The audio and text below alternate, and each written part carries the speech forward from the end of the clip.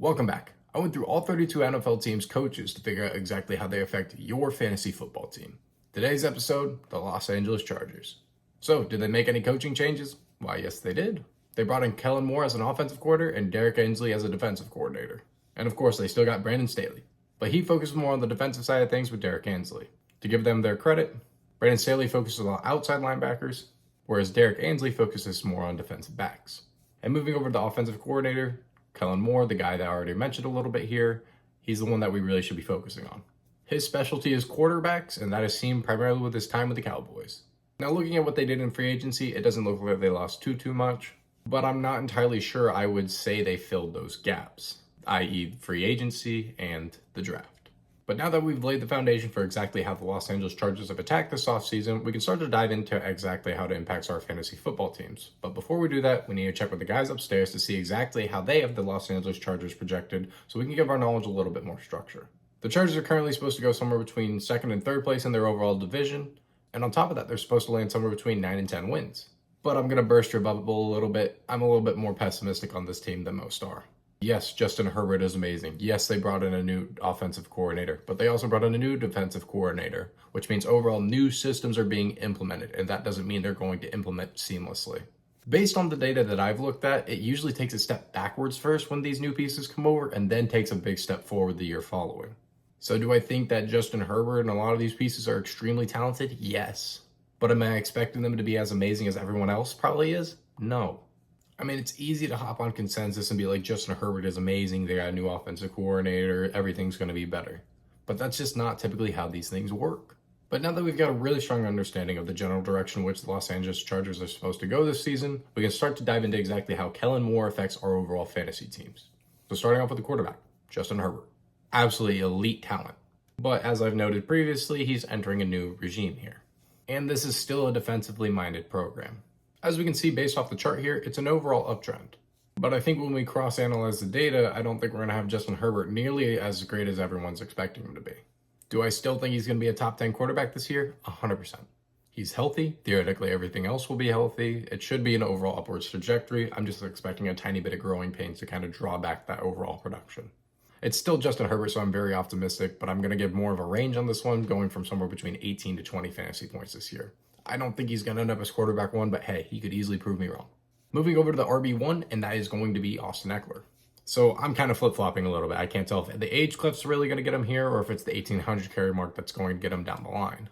And we can blame the drawback on production on Zeke's overall drawback in general, but I think an 18 to 19 fantasy point per game average here makes a lot more sense. Still think the guy is going to be elite, but there's got to be some sort of drawback. New offense, drawback in production. That's how I see it. Moving over to the RB2, and that's currently slated to be Josh Kelly. This was on a clear uptrend, but I think that was more due to Tony Pollard taking more and more roles as time went on. But who knows, perhaps we'll see something similar in this offense this year. I doubt it, but it could be possible. I think going with a 10 fantasy point per game floor here is somewhat realistic, but I wouldn't be holding my water too much on that.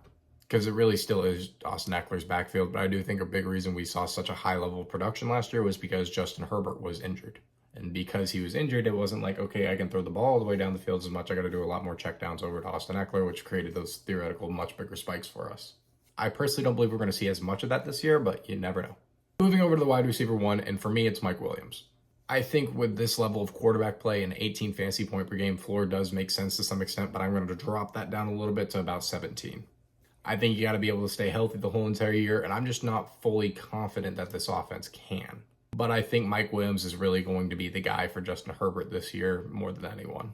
And the reason for that is because I think we're starting to see the overall decline of Keenan Allen. And that's why they selected Quentin Johnson to theoretically try to replace him down the line. So moving over to the wide receiver 2, and I'm saying that's going to be Keenan Allen. I'm personally expecting an overall athletic decline, as I've already hinted at a little bit before, and I think that's kind of emphasized by the hamstring injury that I was consistently dealing with last year. Now, does that mean it's still going to linger over into this year? No. But from my personal experience, those hamstring injuries do not go away easily. More often than not, they kind of stay recurring, and when you think they're gone, they come right back. But I'm not a doctor, so go find, I think it's Jesse Morse, I want to say. He does more actual doctor stuff because he is a doctor. Check him out. That's not a plug or anything like that. That's literally just me trying to point you in a direction of somebody that knows what they're talking about in that realm.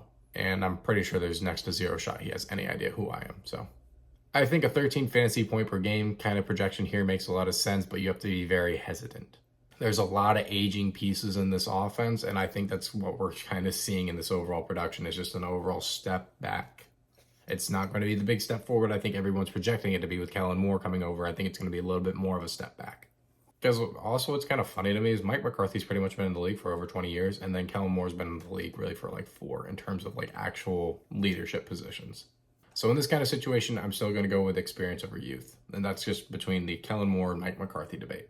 Even though that Pittsburgh accent might be causing Dak Prescott problems this season. Moving over to the wide receiver 3, and that is Quentin Johnston.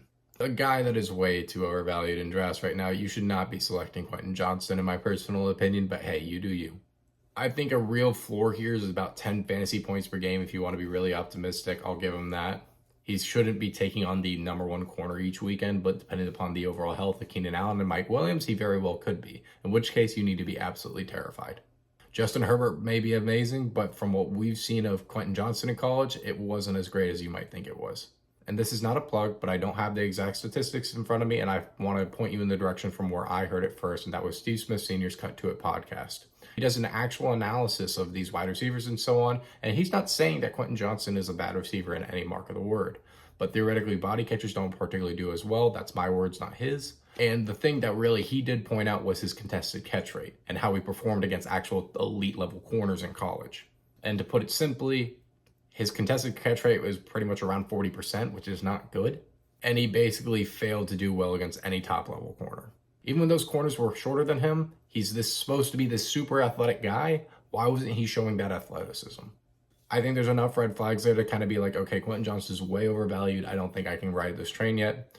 But I do think he's in an amazing place to learn and develop underneath Mike Williams and Keenan Allen and potentially raise to that overall caliber. But I'm not expecting this top tier of talent coming out of him from year 1. Great quarterback, great system to learn in, just not a buy for me at this point in time. Move over to the tight end 1 position, and that is Gerald Everett. I think a 10 fantasy point per game average makes a lot of sense here, but we'll see exactly how that pans out. It really depends on exactly who stays healthy and who Justin Herbert really ends up kind of targeting a lot, which really should be his wide receiver 1 and wide receiver 2. But we don't know how much Austin Eckler is going to factor in this equation. We don't particularly know exactly how Justin Herbert's going to adjust to this new offense. So we're going to kind of expect some growing pains. So I might even take a little bit of a bearish projection here and go with something like 9 fantasy points per game. But we should see some nice spikes here and there because, I mean, it is Justin Herbert. So to kind of recap here, I think there's going to be a bit more of a learning curve that people want to deal with initially. And I think there's going to be a bit of growing pains.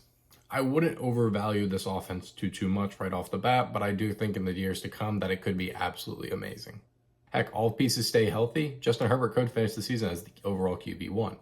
This isn't a terrible formula for that, but considering their strength of schedule, it is not easy and they've got a lot of growing pains, and that's what I'm going to consistently say over and over again. Do I think Justin Herbert's a great talent? Yes. Do I love the pieces he's playing with? Yes. Do I like Kellen Moore? Yes. But I'm not going to sit here and say that he's going to be the best quarterback of all time for this year. I do think this is a team that is going to be great to draft from, but I also think there's a lot of overvalued pieces. Drop your fantasy questions down below. Let me know what you guys think. If you enjoyed the video, make sure to like and subscribe. We got a video dropping on the Los Angeles Rams tomorrow. And as always, peace.